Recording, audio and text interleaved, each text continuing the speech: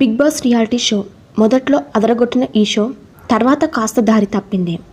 దీంతో కింగ్ నాగార్జున ఇలాగైతే కష్టమని రూటు మార్చేశాడు. 7వ సీజన్ ప్రమోషన్లు వెరైటీగా చేశాడు.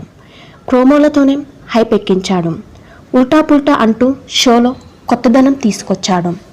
అయితే బిగ్ బాస్ తెలుగు సీజన్ 2లో ఏం జరిగిందో 7వ సీజన్లోనూ అదే జరిగింది.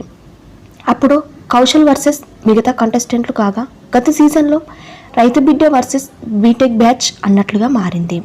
ఫలితంగా 2వ సీజన్ ఫలితాలే వచ్చాయి.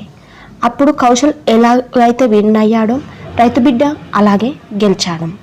ఇదిలా ఉంటే ఈసారి 8వ సీజన్కు ఎవరెవరిని తెస్తారన్న ఆతృత ప్రేక్షకుల్లో ఈపాటికే మొదలైంది. ఇప్పటికే కొంతమంది పేర్లు కూడా సోషల్ మీడియాలో వినిపిస్తూనే ఉన్నాయి. ఈ సమయంలో బిగ్ బాస్ 8 కొత్త లోగో ఇదేనంటూ కింగ్ నాగార్జున ఓ వీడియో రిలీజ్ చేశాడు.